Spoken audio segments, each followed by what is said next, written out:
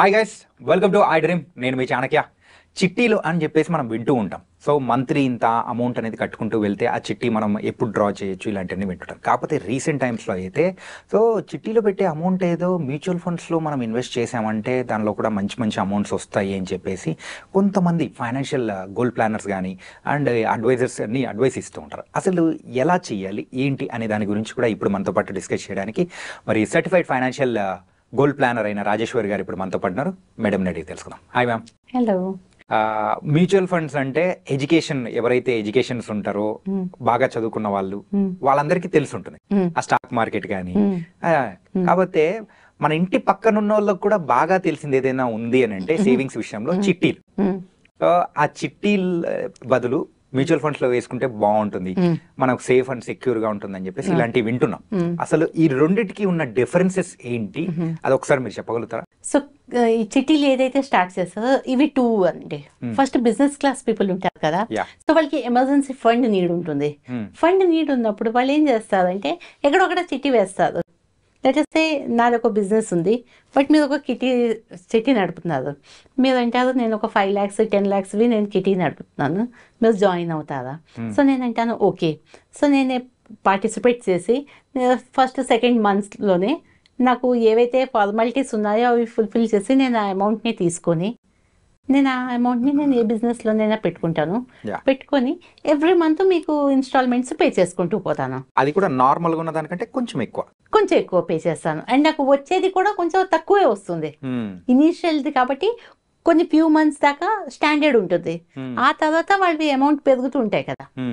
Okay, so నాకు వచ్చేది కొంచెం తక్కువ వస్తుంది అండ్ నేను పే చేసేది కూడా ఎక్కువ చేయాలి. బట్ నాకు ఇక్కడ నాది ఏదైతే నాకు నీడ్ ఉందో అది నీడ్ ఫుల్ఫిల్ అవుతుంది కదా. సో ఇది మనీని తీసుకొని నేను రొటేషన్లో పెట్టుకుంటాను. In that way it is good. Okay, first దీంట్లోనే తీసుకుంటున్నారు కాబట్టి.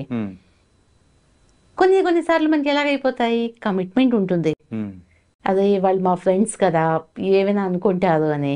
ఆ టైంలోనే మనం కొంచెం యాక్ట్ చేయాలి. నాకు కూడా యాక్చువల్లీ నీడ్ ఉంది, సో నాకు ఒక ఫస్ట్ సెకండ్ మంత్లోనే ఇచ్చేస్తావా అని. ఓకే అంటారు. ఓకే అన్నప్పుడు అది తీసుకొని ఆ అమౌంట్ని మనం మ్యూచువల్ ఫండ్లోనే హ్యాపీగా ఇన్వెస్ట్ చేసుకోవచ్చు. ఓకే, చేసుకొని వీళ్ళని కాదనలేము కదా, మనకి ఫ్రెండ్స్ని కావాల్సిన వాళ్ళని అవి ఏవైతే వాళ్ళ ఇన్స్టాల్మెంట్స్ ఉన్నాయో పే చేసుకుంటుంటే, ఎందుకంటే ఇక్కడ నుంచి కూడా మనకి ప్రాఫిట్ వస్తూ ఉంటుంది కదా.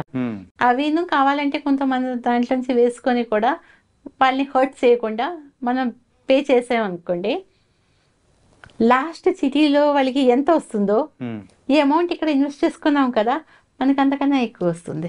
ఓకే, సో ఇక్కడ ఒకవేళ లాస్ అవుతున్నా కానీ ఇక్కడ ప్రాఫిట్లో ఉంటాం. Nice, right. ఓకే, దెన్ ఇప్పుడు ఫ్రెండ్స్ ఉన్నారు, నా ఫ్రెండ్సే ఉన్నారు. మేమంతా కూడా ముందు కిటీ చేసుకునేవాళ్ళం. కిటీ చేసుకొని మావి ప్రాఫిట్ లాస్ ఉండవు. ఎవ్రీ మంత్ ఎంతమంది మెంబర్స్ ఉన్నారో వాళ్ళ నేమ్స్ రాసి ఒక బౌల్లో వేసుకొని ఒక్కొక్క చిట్టి తీసి ఎవరిది చిట్టి వస్తే వాళ్ళకి అమౌంట్ ఇచ్చిస్తాము. ఇచ్చేసి నెక్స్ట్ మంత్ వాళ్ళ ఇంట్లోనే పార్టీ ఉంటుంది. ఓకే, సో మేమంతా కూడా వెళ్ళిపోయేవాళ్ళం. పాట్లాక్ అయితే పాట్లాక్ చేసుకునేవాళ్ళం, లేకపోతే ఎవరిదైతే కిటీ వచ్చిందో వాళ్ళు ఇవన్నీ కూడా అరేంజ్ చేస్తే ఒక 2-3 గంటల సేపు వాళ్ళ ఇంట్లో వెళ్ళి టైంపాస్ చేసి గేమ్స్ అవి ఆడుకొని మేము వచ్చేసేవాళ్ళం. బట్ ఈ ఎస్ఐపిది స్టార్ట్ అయిన దగ్గర నుంచి నేను మా ఫ్రెండ్స్ అందరికీ కూడా చెప్పాను, మనం ఇది ఎస్ఐపిలో కిటీ వేసుకుందాము. ఓకే, మనం ఏంటంటే ఇలాగా మనీ ఇది కాకుండా మనం ఒక్కొక్క ఫండ్స్ సెలెక్ట్ చేసుకుందాము అండ్ ఆ ఫండ్స్లో వేసుకుందాము. ఎవ్రీ మంత్ ఒకరి ఇంట్లో కలుద్దాము. అదైతే చిట్టి తీసుకుందాం, ఎవరి ఇంట్లో అన్నది ఎవరి పార్టీ హోస్ట్ చేస్తారు. కొంతమందివి బర్త్డేస్ ఉంటాయి, వెడ్డింగ్ యానివర్సరీస్, అవి ఇవి ఏవో ఫంక్షన్స్ ఉంటాయి కదా. సో మేము వాళ్ళ ఇంట్లోనే వెళ్ళి కలుస్తాం. అండ్ కలిసినప్పుడు కదా సేమ్ ఫండ్ ఎవరి ఫండ్ ఎంత పర్ఫామ్ చేసింది అది మేము చూసుకుంటాము. అది చూసుకుంటే వాళ్ళకి అవేర్నెస్ ఒకటి వస్తుంది. ఎస్, నేను వేసిన దానికన్నా నాకు 500 ఎక్కువ వచ్చింది, 1000 రూపాయలు ప్రాఫిట్లో ఉన్నాను అనేసి. అండ్ ఈ 10-15 నెలలు మనకి వచ్చిన డబ్బులు ఎలాగో చిట్టి ఖర్చు పెట్టేస్తూ ఉంటాము. ఇది కాకుండా ఇది మేము లాంగ్ టర్మ్లో వేసుకుంటున్నాము, ఒక 10-15 సంవత్సరాలు. ఓకే, అదే ఇప్పుడు హౌస్ వైఫ్ అంటున్నారు. హౌస్ వైఫ్ అంటే వాళ్ళకి హోమ్ మేకర్లకి వాళ్ళకి కూడా రిటైర్మెంట్ కిటీ ఏదో ఒకటి ఉండాలి కదా. సో ఇక్కడ ఎంజాయ్మెంట్ ఉంటుంది. At the same time 1000, 2000, 5000 rupees వాళ్ళు సేవ్ చేసుకొని they are securing their future. Okay. So కిట్టీని ఎస్ఐపితోని వాళ్ళు రిప్లేస్ చేసుకున్నారు. Okay, nice. ఓకే, ఇది కూడా కాకుండా ఇప్పుడు చాలామంది మేము ఇవన్నీ బిలీవ్ చెయ్యము అనేసి అంటారు కదా. Okay, no problem. You start one amount every month investment చేయండి. కొన్ని ఫండ్స్ ఉన్నాయి, అందులో ఎక్కువ లాస్ ఉండదు. మీకు ఎప్పుడైనా నీడ్ ఉన్నది, ఆ నీడ్ తీసుకొని మీ అది నీడ్ని ఫుల్ఫిల్ చేసుకోండి. మంత్లీ ఆ అమౌంట్ని అలాగే వేసుకుంటూ ఉండండి. సో 30-40 నెలలు అనేసి అది కంపల్సరీ ఆ కిటీ లాగా కాకుండా మీది ఓన్ కిటీ. ఓకే, మీ ఎస్ఐపి అనేది మీది ఓన్ కిటీ. సో ఇందులోని ప్లస్ పాయింట్స్ ఉన్నాయి, మైనస్ పాయింట్స్ కూడా ఉన్నాయి. సో బిజినెస్ క్లాస్ వాళ్ళకి లంసమ్ అమౌంట్ వస్తుంది కాబట్టి ఫస్ట్, సెకండ్, థర్డ్ మంత్లోని తీసుకుంటే అది గుడ్, ఒక యూజ్ అమౌంట్ వస్తుంది. సో నేను దానికోసం నువ్వు అనేసి అనట్లేదు, బట్ స్పెషలీ లేడీస్ని అయితే చెప్తాను కి మీది ఏదైతే కిటీ ఉందో convert your kitty with SIP. Okay. And మిగతా ఎంజాయ్మెంట్స్ అలాగే ఉంటాయి కదా, హ్యాపీగా వెళ్ళి పాట్లక్ చేసుకోవచ్చు, గేమ్స్ ఆడుకోవచ్చు, మూవీకి వెళ్ళొచ్చు, అన్నీ చేసుకోండి.